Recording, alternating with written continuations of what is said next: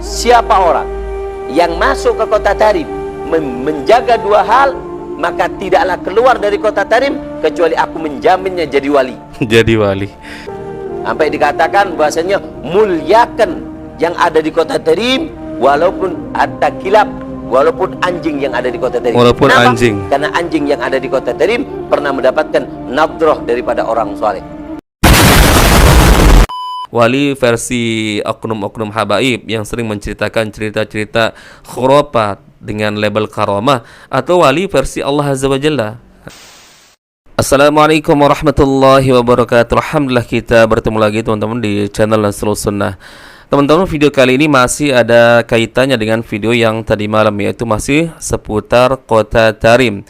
Nah teman-teman, kaitan dengan video tadi malam, di mana oknum Habib yang tadi malam juga mengatakan bahwa siapa yang masuk ke kota Tarim ya, kemudian keluar lagi bisa menjadi wali dengan begitu mudahnya, meskipun dia hanya berziarah ke kota Tarim. Ingat, yang namanya berziarah itu hanya berkunjung ya, hanya sesaat, entah mungkin hanya seminggu, 2 minggu, yang jelas dia tidak menetap di sana.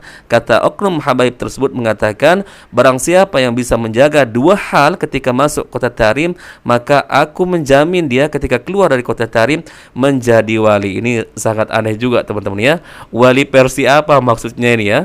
Kalau mungkin wali yang gedabrus, mungkin yang katanya bisa terbang lah sampai menembus langit pertama, kemudian yang bisa padamkan api neraka jahanam dengan jari kelingking, ya mungkin itu yang dimaksud. Tapi kalau wali versinya Allah Azza wa Jalla teman-teman, tidak terbatas tempat dan waktu dimanapun tempatnya.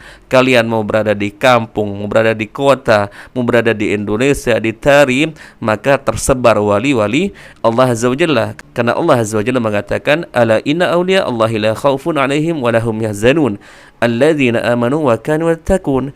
Ketahuilah bahwa wali-wali Allah Azza wa Jalla itu tidak memiliki rasa takut dan tidak pula mereka bersedih hati, dan mereka adalah orang-orang yang beriman dan bertakwa. Jadi ukuran seorang dikatakan wali adalah iman dan takwa.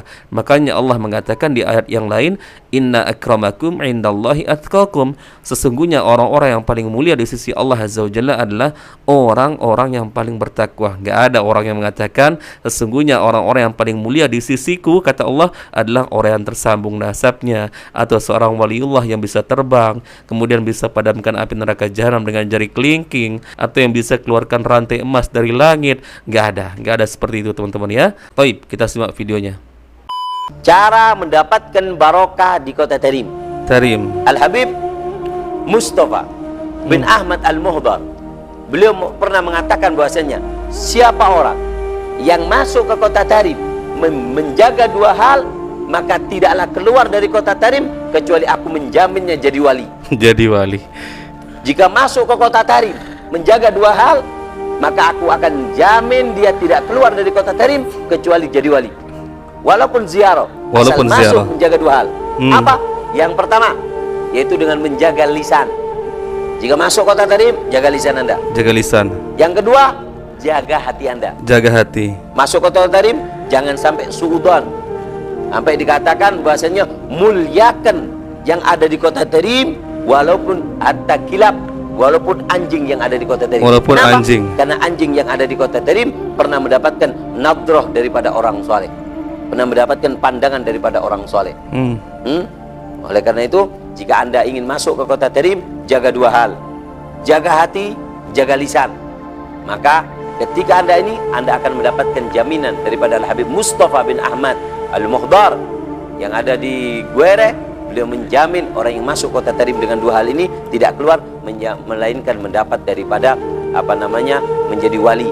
Ketika ditanya beliau, kenapa Habib kok antum bisa sampai jamin dengan dua hal ini? Qal na'am bikathrati ma nazal, dari banyaknya rahmat Allah yang turun di kota Tarim. Asalkan nggak banyak omong, bisa jaga hati, masuk ke kota Tarim, insya Allah keluar langsung jadi orang soleh. Masya Allah. Makanya kota yang penuh barokah sangat diincar daripada orang-orang soleh, karena banyak sekali keberkahan yang ada di kota Tarim.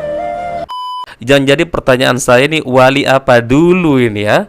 Wali versi Allah Azza wa Jalla yang orang-orang bertakwa, atau versi gedabrus teman-teman yang selama ini kita dengarkan ya? Wali bisa terbang lah, menembus atap rumah, atau bisa menembus langit, kemudian dia bisa bangkit dari kuburan, kemudian bisa mengeluarkan rantai emas dari langit. Ya kalau wali versi seperti itu sih bisa-bisa aja sih, karena kan banyak bohongnya kalau yang seperti itu ya. Tapi kalau wali versi Allah Azza wa Jalla, beriman dan bertakwa, ya nggak mesti harus ke Tarim. Cukup di Indonesia saja, cukup di kampung kita saja, asalkan kita menjalankan perintah Allah Azza wa Jalla, kemudian kita jauhi yang dilarang oleh Allah Azza wa Jalla, itu sudah cukup menjadi wali Allah Azza wa Jalla. Karena versi Allah Azza wa Jalla itu yaitu orang-orang yang bertakwa, ya. Makanya Allah mengatakan dalam Al-Qur'an, "Inna akramakum indallahi atqakum." Yang paling mulia di sisi Allah Azza wa Jalla adalah orang-orang yang bertakwa. Enggak ada dalil satupun yang mengatakan orang-orang yang paling mulia di sisi Allah Azza wa Jalla adalah yang memiliki karomah-karomah tertentu, yang bisa mengeluarkan rantai emas dari langit, kemudian yang sering bertemu dengan Rasulullah dalam keadaan terjaga. Nggak ada teman-teman. Jadi versi mereka ini sangat aneh menurut saya teman-teman ya. Kemudian katanya kita diperintahkan untuk muliakan apapun yang ada di kota Tarim, sampai-sampai kita diperintahkan untuk memuliakan anjing pun yang ada di kota Tarim, karena beliau mengatakan dulu anjing pernah mendapatkan nadhrah atau pandangan dari seorang wali Allah Azza wa Jalla. Ini teman-teman, saya kok menangkap ada sesuatu ya, sepertinya ini doktrin, ini untuk menutup celah teman-teman agar wali-wali versi mereka itu tidak dikritik, karena mereka mengatakan ya muliakan apapun yang ada di kota Tarim. Ya kalau kita diperintahkan untuk memuliakan anjing, berarti lebih-lebih kepada wali-wali mereka yang selama ini kita bongkar teman-teman ya, kebohongannya tentang cerita-cerita khurafat. Berarti kita dituntut juga untuk memuliakannya ya, nggak bisa seperti itulah. Kita lihat dulu lah wali versi Anda itu seperti apa. Ya kita saling memuliakan sama saudara muslim, tapi tidak juga menutup celah untuk mendapatkan kritikan kalau memang Anda itu salah. Apalagi cerita-cerita kalian ya tentang karomah, tentang kehebatan-kehebatan wali-wali versi kalian, ya wajib untuk kita kritik karena jelas-jelas bertentangan dengan mukjizat para nabi. Kemudian karomah-karomah kalian ini murni di karang-karang, sadar ataupun tidak sadar. Masa ada wali versi mereka bisa mengeluarkan rantai emas dari langit sampai ke bumi? Kemudian ada wali yang katanya Syekh Abu Bakar bin Salim ketika dilahirkan sampai dengan meninggal dunia, katanya malaikat pencatat amal keburukan diliburkan. Ya kalau wali-wali versi seperti ini sih silahkan. Kalau memang kalian percaya, silahkan kalian ke kota Tarim, pulang-pulang jadi wali, tapi wali pendongeng maksudnya ya, wali pendongeng. Tapi kalau wali versi Allah Azza wa Jalla, ya nggak perlu sampai ke kota Tarim ya, nggak perlu sampai ke kota Tarim. Dan bukankah dalam urusan menjaga lisan, menjaga hati ini nggak terbatas dengan tempat ya?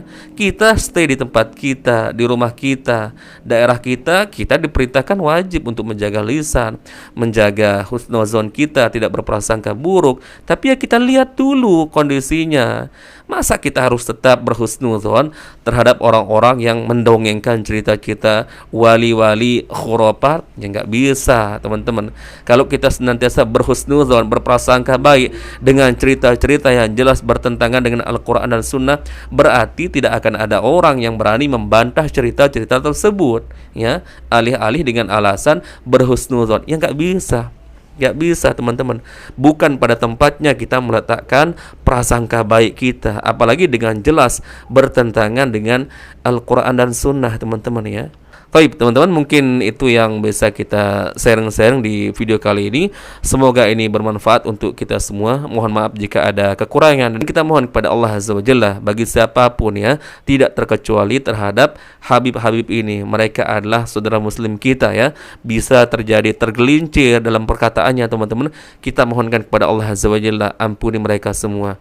Barakallahu fikum. Kita bertemu lagi di video berikutnya. Assalamualaikum warahmatullahi wabarakatuh.